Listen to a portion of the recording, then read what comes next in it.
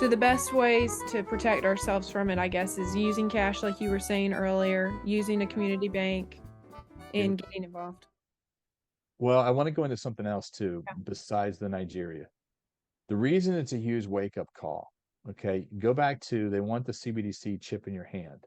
Mhm. How do you get people to voluntarily sign up for that? You got the green grift, I call it, for the carbon credit scheme, right? That's one way. But you've got to still have them accept it in their hand for their money. How do you do that? Have you heard any politician talk about Social Security, the trust fund running out in 10 years? No. No. They have an annual audit. It says it in the audit report. You can go pull it up on the website. Okay. Nobody's talking about it because these politicians know it's not technically going to run out. They're going to turn it into CBDC and just print the money. Um, Well, I think it was last year, Biden's nomination for the controller of the currency in the Treasury Department, Omarova or whatever her name was. She had written a paper in the Vanderbilt Law Review on with CBDC, we can go if we want to shrink the money supply, we can go in and take money out of people's accounts to reduce the amount of money. And if we want to increase it, we could add money. They could go to negative interest rates. They could do whatever they want. You have so no control over that money. the banks are None. just a honeypot. Yeah. It's total control. It's total slavery. Now, so but then how do you get people to accept? So Social Security is one. Um, food stamps, welfare, all that kind of stuff will be CBDC only. In Iran, with their CBDC, what they're doing is the food inflation's gotten so high, they're giving a discount on food if you accept the digital ID. They make it cheaper and convenient to do what they want you to do. Okay. They're going to create massive amounts of inflation on purpose. They say it in their documents, but they don't tell you how bad. It's got to be really bad for me to want to get a chip in my hand. But they're going to make it so bad and so painful to get a lot of people to sign up for it.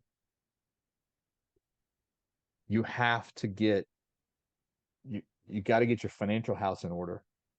You got to go back to community banking, right? Community banking can be things like uh your grandparents have some money, you want to buy a new car, instead of you getting a car loan through a bank, they loan you the money, they pay for the car, you pay them back at an interest rate. That's family and community banking. That's how it used to be before the big banks said, nah, we want to take this over. That's one of the reasons the Federal Reserve was created. Go watch that documentary or that presentation from Edward Griffin. He explains all this. Community banking, keep it in the community. If you've got $10,000 in credit card debt and you can't pay it off, go to friends and family, see if they'll do a loan directly with you. If not, at the end of the day, it's unsecured debt. If you don't need to go get a car or a house because you can't afford your credit cards anyways, don't pay it. Mm.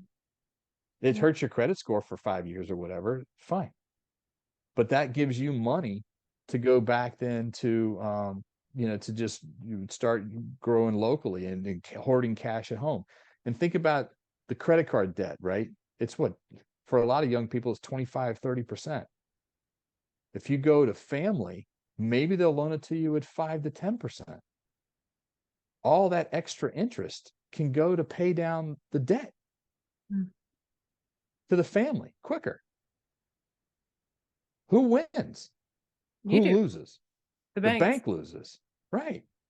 That kind of stuff works. That we just have to get away from the big corporations and the big banking. We have to go back to local community stuff. And I think a lot of this stuff will take care of itself. But I'm with you. I don't know how they're going to do it all over the world. And look at Nigeria, case in point. Okay. We see what's happening. Pay attention. Well, think about how many times a week do you use your debit card? It's not a credit card. Mm-hmm. I don't really use my debit anymore. I either use cash most of the time, but if I need Good something for you. every now and Think then, I'll. about people using their debit card. Yeah. Okay. So They did a simulation. That's the other thing. These technocrats put everything in writing. They tell you what their plan is in these conferences. They also do these simulations like Event 201 right before COVID, literally October of 19. He did a whole simulation on a global coronavirus pandemic. Oh, wow. How convenient. Amazing how they just knew that to do that. Well, last year they did a cybersecurity simulation. Okay. That should tell you that they're planning on having a lot of cyber hacks going forward, right? Mhm. Well, interestingly, I have two bank accounts, two banks. I have a local community bank in South Carolina, and I have a credit union bank in North Carolina. It's North Carolina only. I've had that for a long time.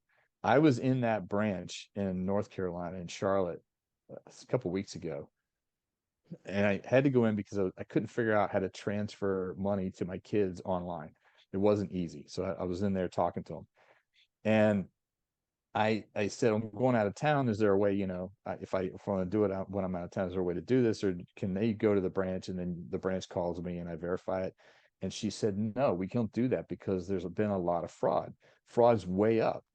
And I said, how up? How high up is it? 100%, 200%, 300%? She kept doing this, like go up like 5, 6, 700%. Fraud is up like 5, 6, 700%. And she explained all these schemes that they're catching, okay, which I don't need to get into. But here's the key point. I brought up the fact that 6 or 7 years ago, I was sitting at home on a Friday night around 8:30. My bank that credit union called me. Hey, did you make all these transactions?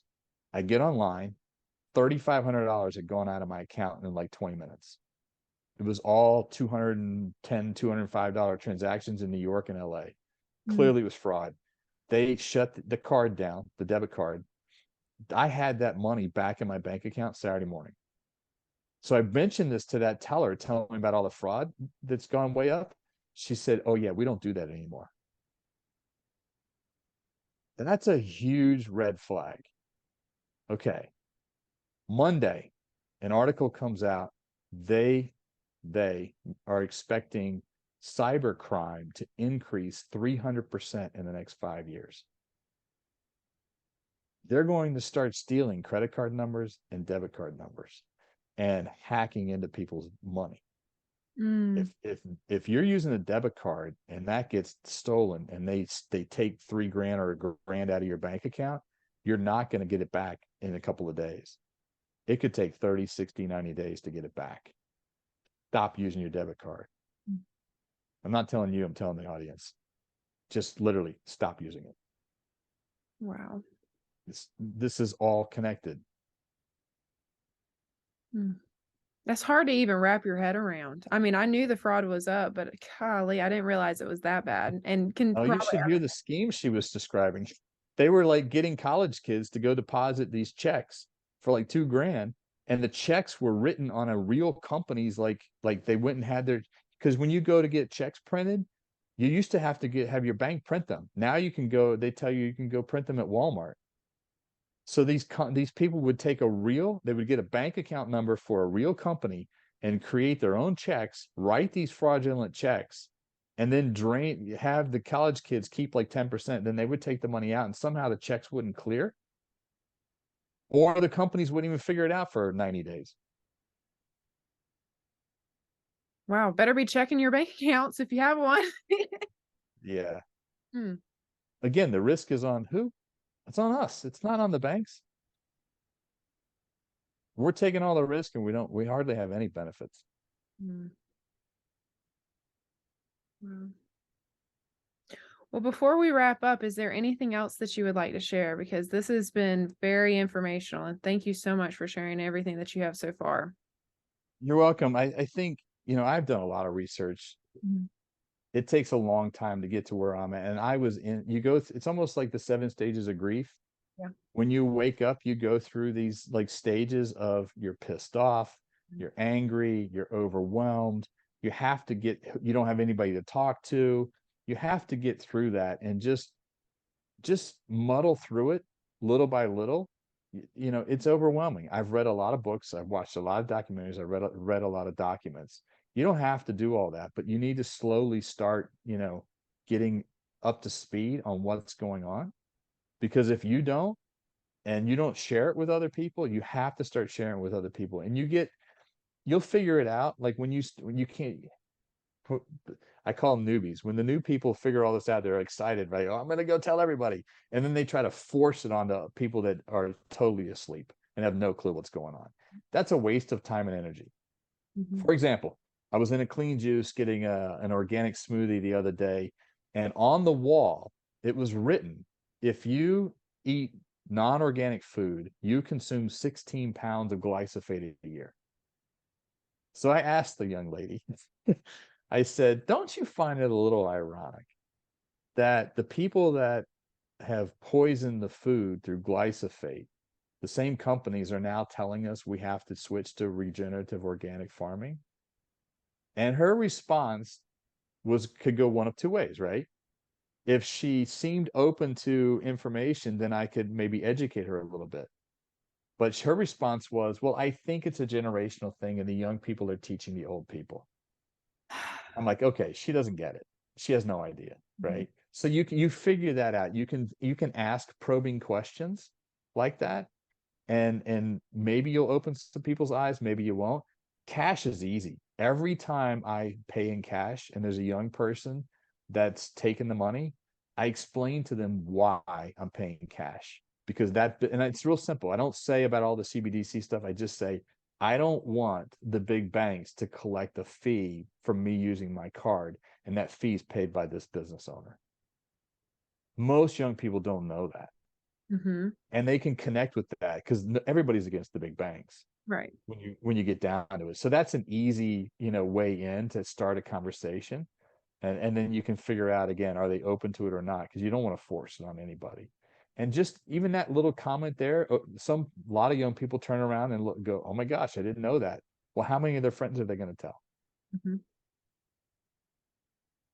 And one thing that I've seen, because I know a lot of people tend to get depressed by looking at what's happening, especially on a national and global level. And I think we all have hit that point before, to where we are so inundated with information that is usually propaganda, that we forget that there's something that we actually that we can do about it. And so one Mhm. thing that I tell a lot of people is to, limit the amount of information that you are constantly getting inundated with on that level, because if you don't create a balance in some way, shape, or form, Right. you will become so crippled with that depression, and feeling like you can't do anything, because yes, I mean, technically it's very difficult to do anything, if not impossible, on a national level without Right. a lot of work on the local level. That's So a great point. It's a great point. I personally do it too because I get overwhelmed with all the information that I read. I'll take a weekend and I will shut my phone off, shut my computer off, obviously shut the TV off, which is off anyways. I don't even have cable or anything like that. And I will spend it outdoors, working in the yard, taking hikes, whatever, with friends and family. And it's the whole weekend. mhm. Just decompress. So there's a way to change, and that's by getting involved, like we've been saying, on this local level. But it's also showing, in order to keep yourself up and keep yourself moving to where you can change and can share this information with people that are willing, it's by taking care of yourself as well. Right. Right. Yeah. So, the South Carolina motto is, I breathe, if I breathe, I hope. And that is something I try to tell people a lot, because there is hope. The mass media and the banks and the big oligarchies, they don't want us to have any, which is why we are in No, it with what we have. we have to pretend we're back in the Green Dragon Tavern in the Revolution when Mhm. people met at the Green Dragon Tavern in secret. There were no cell phones. They were plotting against the monarchy of England. We have to take it to the local level, like we did at the get together Mhm. the other night, at a local level, and just communicate and share information and share ideas and keep it local and keep grounded and do what you can do. No one can save the planet Right. on their own. Just do what you can do. Speak with your actions. And there's more than just one of us. We have learned that. A lot more. It's like the movie with the ants and the grasshoppers, right? Yeah. We're the ants. There's way more of us. Yep. Even if we're smaller, we're That's great right. numbers. That's right. And these people are human. They're not robots. These oligarchs are human. They don't want people showing up with pitchforks either.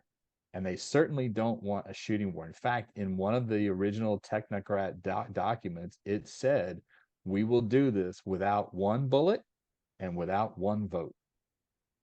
Mm. Think about that. And everything we just talked about. Think about those two statements, or that statement. They're going to take over the world without one bullet and without one vote.